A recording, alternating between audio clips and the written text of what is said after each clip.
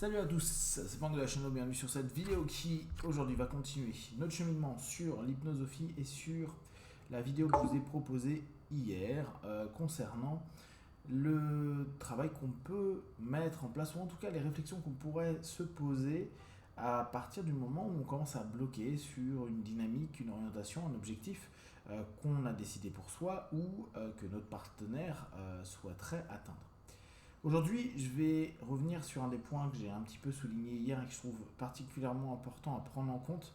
En tout cas, je vais vous donner moi ma perception par rapport à ça, et c'est parfois un petit peu dérangeant dans le sens où ça ne va pas nécessairement dans ce qu'on a eu l'habitude d'entendre, notamment dans tout ce qui est thérapie brève, où on aime bien penser que on peut réellement facilement tout changer. Alors j'exagère un petit peu, mais il y a toujours le côté magique, et vous savez que je suis beaucoup à être un anti-magie, euh, pour qu'on puisse davantage se poser des questions sur ce qui se passe, et pour que ce soit peut-être un moment ou un autre reproductible, ou en tout cas qu'on puisse capter le mieux possible ce qui a pu se passer ou ce qui se passe dans l'accompagnement, pour qu'on puisse se dire ah ok, ça je peux valider avec ce type de problématique, avec ce type de résistance, etc.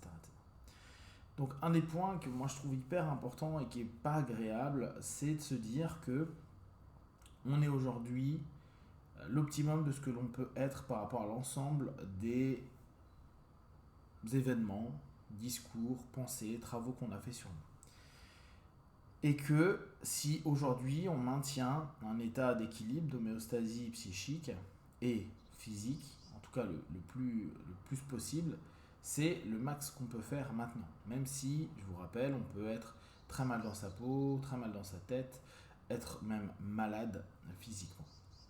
C'est le moins pire de ce qui peut nous arriver, alors que déjà, on peut considérer ça comme très dur pour certaines problématiques.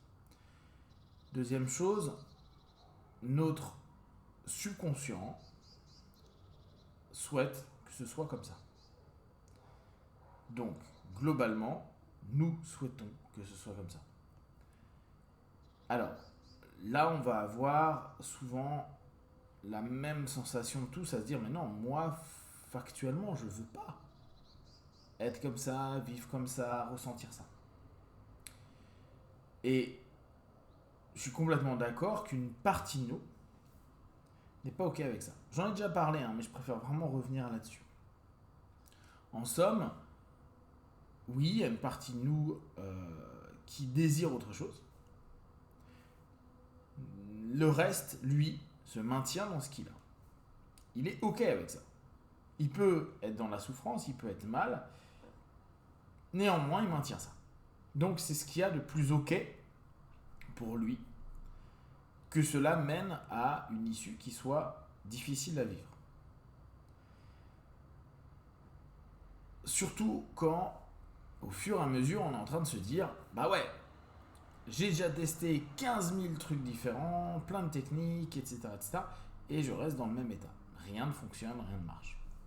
Outre le fait qu'on peut complètement s'identifier à sa maladie, à ses malaises, à son mal-être, etc. Et avoir une problématique après de placement dans l'existence, à se dire bah oui, mais si je l'ai plus, qu'est-ce que je suis, sachant que tout le monde me connaît au travers de ce que je peux représenter au travers de ce mal-être qui a pu s'assimiler, même si c'est illusoire, à ma personnalité. Qu'est-ce qui deviendrait? Mais outre ça, on a un ensemble d'éléments qui ont fait que très souvent on était très motivé pour modifier et changer quelque chose, et la conséquence, la résultante, c'est que ça n'a pas bougé. Et on le sait bien, on a plein de personnes en cabinet qui ont vu plein d'autres praticiens depuis X années, qui vont nous dire je suis fatigué de toutes les psychothérapies, psychologie, etc. Ça ne fonctionne pas, ça ne marche pas. La chance aujourd'hui, c'est aussi d'avoir une ouverture vers d'autres systèmes. Des personnes vont aller faire de l'énergétique, du chamanisme, des travaux plus ou moins spirituels, ésotériques, etc. Pour autant, le pathos, il reste là. On peut le nier, on peut le refuser, on peut être en colère vis-à-vis de tout ça. Factuellement, c'est nous et nous seuls.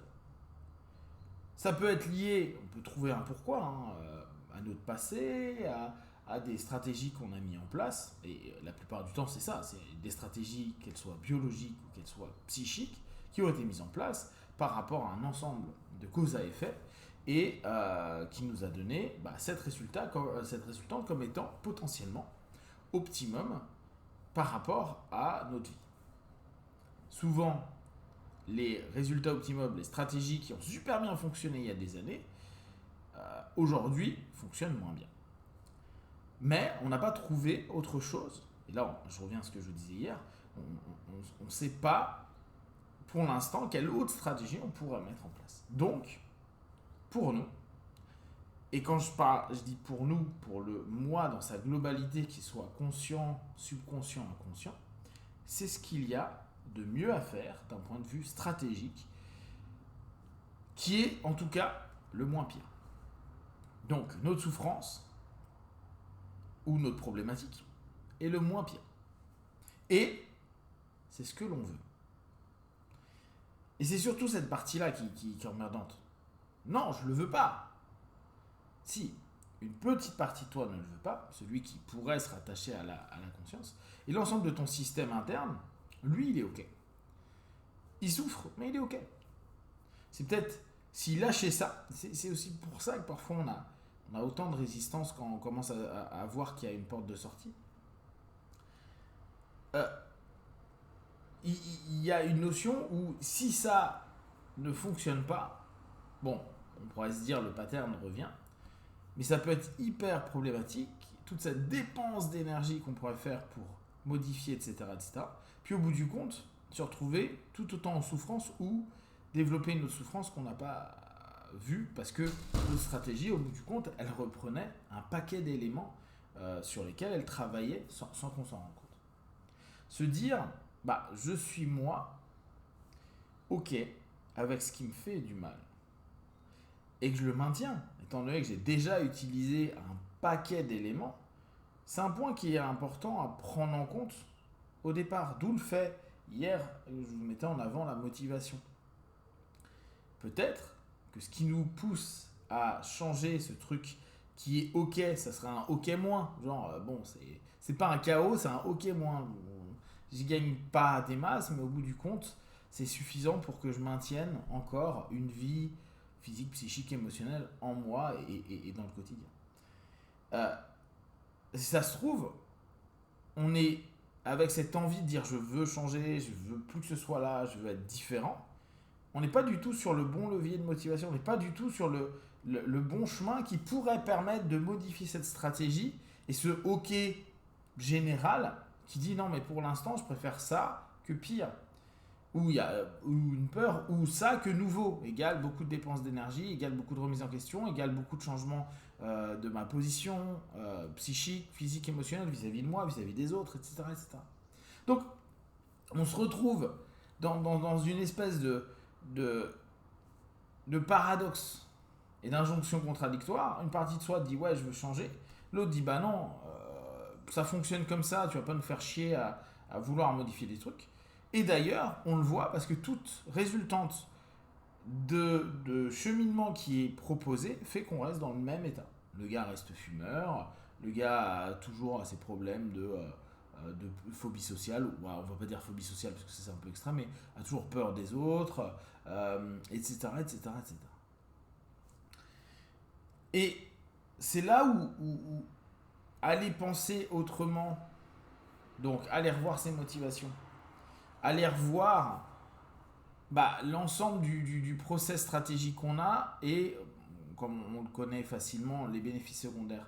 Aller voir l'ensemble des stratégies auxquelles répond ce fait d'adhérer, de garder, de maintenir ce fonctionnement, cette stratégie actuelle va nous permettre de nous dire, attends, là en fait, ce qu'on fait depuis des années, ce qui est proposé par mes praticiens, par moi-même, par mes différentes méthodes que j'ai touchées, ce n'est pas le bon axe. Et ça se trouve, même moi, dans ma dynamique, à me dire, ouais, mais je veux changer ça, c'est peut-être pas changer, c'est peut-être d'autres éléments. Et là, je ne vais pas vous dire ce que ça pourrait être, c'est vraiment une réflexion à se poser, qui va permettre à un moment donné de se dire, ok, en fait, je tente d'aller gérer un problème à l'estomac alors que le problème est à la main. Et que ça fait des années que je me prends la tête avec ma main alors que c'est un truc à l'estomac. On va prendre par exemple des notions de médecine chinoise. Donc c'est en touchant autre chose, en fait, on n'a pas accès correctement et on n'a pas fait les bons liens. Ce qui fait que toute l'énergie qu'on exploite n'a aucun sens et on se sent toujours pas ok. Je vous propose de cogiter un peu sur ça, de voir vous par rapport à tout ce que vous avez pu faire sur des problématiques. Je vais éclater ma fenêtre. Et dès lors, allez observer et voir ce que vous avez validé ou invalidé et peut-être commencer à vous dire ok, et si ma motivation et si ma problématique n'était pas la perception de ce que je me fais aujourd'hui et qu'il y a peut-être à aller penser autrement. Si vous avez des questions, des remarques, partagez sur Facebook, YouTube, je répondrai le plus rapidement possible. Et comme d'habitude, tout ce que je propose ne prenez que ce qui est bon juste pour vous. Testez, observez, analysez et concluez. Ciao.